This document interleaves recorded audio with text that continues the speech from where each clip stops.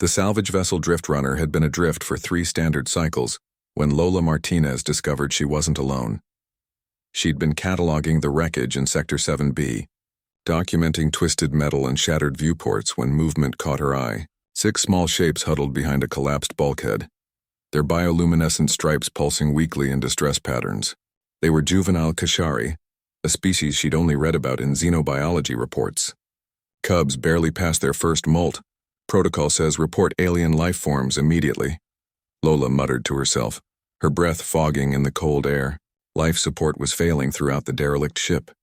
She tapped her comm device, then hesitated. The Cubs' stripes were fading. Hypothermia, probably. On their ice moon homeworld, Kashari never experienced temperatures this low without their family pods. These younglings wouldn't survive until Command sent a retrieval team. That would take days, maybe weeks. Screw protocol, she decided. Casper Webb, the Drift Runner's engineer, found her 2 hours later in the cargo bay she'd converted into a makeshift shelter. He stopped short at the entrance, his tool belt clanking against the doorframe.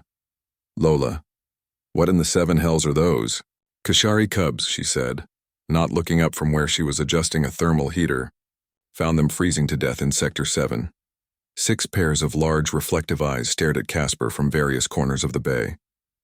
The creatures resembled a cross between Earth's otters and fennec foxes, covered in plush fur that shifted colors with their emotions.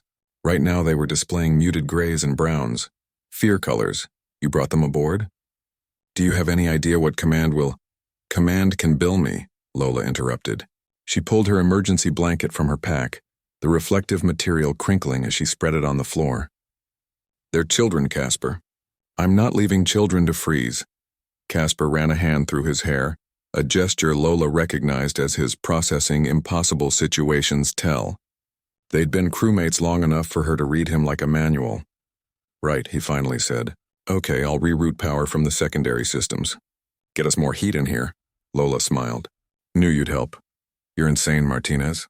Probably. The Cubs remained skittish through the ship's night cycle. They chittered to each other in high-pitched trills, their stripes flickering in conversation patterns humans couldn't quite decipher.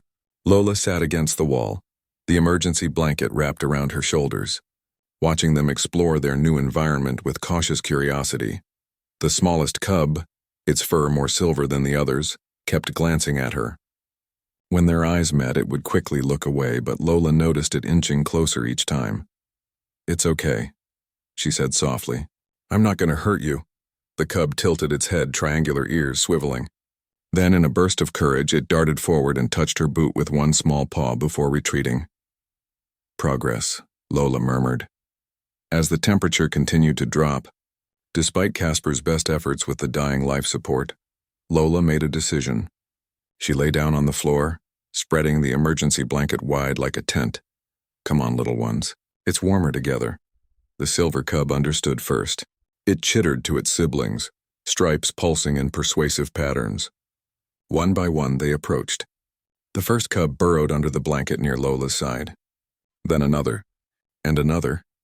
By the time Casper returned with nutrient packs and water, 5 cubs were nestled under the blanket, their combined body heat creating a warm pocket. The 6th cub, a bold orange-striped individual, had claimed the highest territory, curled into a ball on Lola's head like a living hat. Casper stared for a long moment, then pulled out his datapad and took a picture. Command is never going to believe this. Delete that, Lola said, though she couldn't help grinning. Absolutely not. This is going in the Hall of Fame. The cubs began to purr, a sound like distant thunder mixed with wind chimes. Lola felt the vibrations through the blanket, through her bones.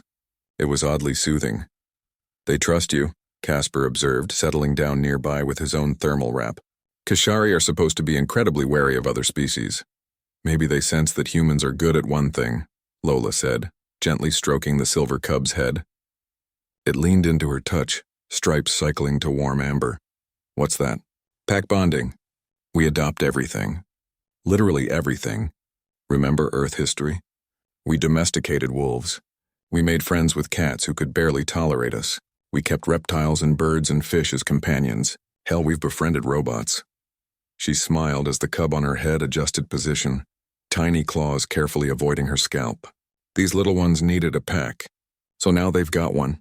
Casper shook his head in amazement. You know, the Galactic Council has a whole committee dedicated to studying human pack bonding behavior. They call it aggressive adoption instinct. Sounds about right?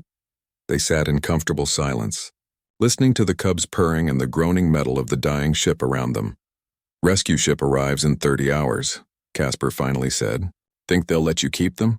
Lola looked down at the small bodies clustered around her, their stripes now glowing in content patterns of gold and soft blue.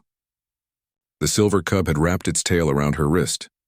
The one on her head had started snoring, tiny whistling sounds. I don't know about keep them, she admitted. But I'll make sure they get somewhere safe, somewhere warm, with a family who'll care for them properly. You're their family now, though, Casper pointed out. At least that's what they think. Kasharian Printfast, Lola considered this. Outside, stars wheeled past the viewport, indifferent and cold. But here, in this makeshift shelter aboard a dead ship, warmth persisted. Connection persisted. Then I guess we're doing this the human way, she decided. We don't abandon pack. The cubs purred louder as if in agreement. Casper smiled. Humanity, fuck yeah. Humanity, fuck yeah. Lola echoed softly. By morning, ship's morning anyway, all 6 cubs were fast asleep. 5 under the blanket, warm and safe. 1 on Lola's head, dreaming whatever dreams young Keshari dream. And 1 human woman, smiling despite the cold, despite the danger, despite everything, because some instincts transcend species. The instinct to protect, to comfort, to share warmth in the endless dark, to be pack.